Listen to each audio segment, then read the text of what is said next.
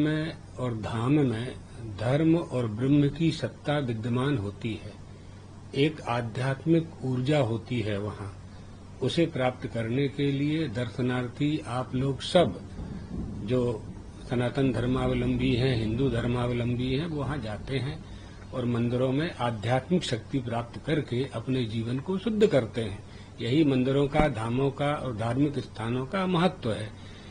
तो आचार्य जी का निमंत्रण था, बहुत दिन से आने की बात हो रही थी, संयोग नहीं बन पा रहा था, तो अभी आज के दिन यह संयोग हुआ है। एक बहुत अच्छा काम हुआ है इस क्षेत्र में कि कल्कि धाम का निर्माण होगा। भगवान दशावतार के विग्रह के यहाँ दर्शन करेंगे और पूरा मंदिर राजस्थान के पत्थरों से वास्तु शिल्प कला का आश्रय लेकर के निर्मित होने वाला है। ये हिंदू धर्मावलंबियों के लिए प्रसन्नता का अवसर है।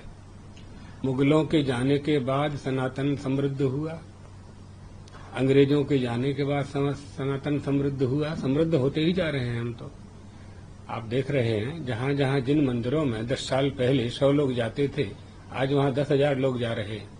तिरुपति जी में आप जाएंगे, द्वारका धाम में आप जाएंगे, बद्रीनाथ जाएंगे, 2-2, 4-4 किलोमीटर लंबी लाइन लगती है, पंक्ति में दर्शन हो पाते हैं। तो हम इसे अच्छा मानते हैं, लेकिन और अच्छा कब होगा जब हम इसमें श्रद्धा और विश्वास और भक्ति को अत्यधिक देखेंगे। एक तो पर्यटन स्थल होते हैं और एक धार्मिक स्थान होते हैं। तो पर्यटन और धार्मिक स्थान, ये हम लोग ये मानते हैं कि धार्मिकता के साथ जाना चाहिए, आध्यात्मिक शक्ति प्राप्त करने के लिए जाना चाहिए। पर्यटन के लिए तो कश्मीर है, गोवा आदि हैं, शिमला, कहाँ कहाँ आप लोग सब जाते हैं, आप लोग सब जानते हैं, घूमने के लिए जाते हैं, वहाँ जाया जा सकता है। यहाँ तो केवल हमें देवत्व और परमात्म शक्ति को प्राप्त करने के लिए जाना चाहिए। इसलिए तीर्थों में, धर्म स्थानों में स्वच्छता तो हो, मंदिरों में पवित्रता हो, लेकिन वो पर्यटन के केंद्र न बने। वहाँ तो आध्यात्मिक व्यक्ति को ही जाना चाहिए, दर्शन के लिए ही जाना चाहिए, श्रद्धा भक्ति से जाना चाहिए। ये बात का जवाब दिया है। इसी के योग्य पाकिस्तान है, ऐसा ही उसको उत्तर देना चाहिए। आप देखिए, वहाँ जो लोग गए हुए थे उनको नहीं मारा गया है। यही बात समझ में नहीं आती है लोगों को। वहाँ हिंदुओं को उद्देश्य करके मारा गया है। भ्रमण करने के लिए विदेशों के लोग भी गए थे, दूसरे धर्मावलंबी भी थे, लेकिन पूछ करके कि तुम हिंदू हो, तुम हिंदू हो, तुम हिंदू हो, उनको मारा। तो ये तो बहुत अद्भुत आक्रमण किया है उन्होंने। ये आतंकवादियों की घटना पहली है ऐसा तो नहीं है। देश में पहले भी आतंकवादियों की बहुत घटनाएं हुई हैं हमारे देश में।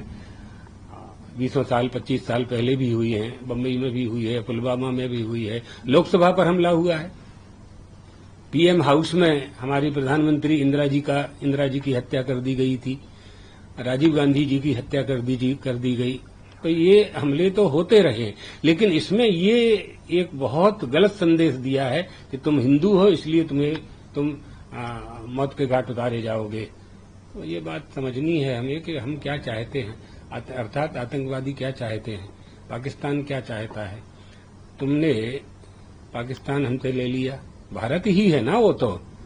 पाकिस्तान उन्होंने लिया या हमने दिया, अब वो तो पुरानी बातें हैं, उन पर नहीं जाते हैं, नहीं बहुत बहस का विषय खड़ा हो जाएगा।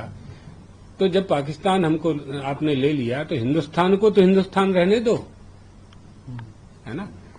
तो लेकिन उनको संतोष नहीं है। हमारी वृद्धि, हमारी अर्थनीति, हमारी राजनीति, हमारी कूटनीति, हमारी धर्म नीति, हमारी वृद्धि, हमारे देश की, राष्ट्र की उन्नति देखी नहीं जा रही है। तो भारत को, हिंदुस्तान को कैसे कमजोर किया जा सकता है, कैसे निर्बल किया जा सकता है, कैसे दुर्बल किया जा सकता है, ये प्रयास हमेशा आतंकवादी करते रहते हैं।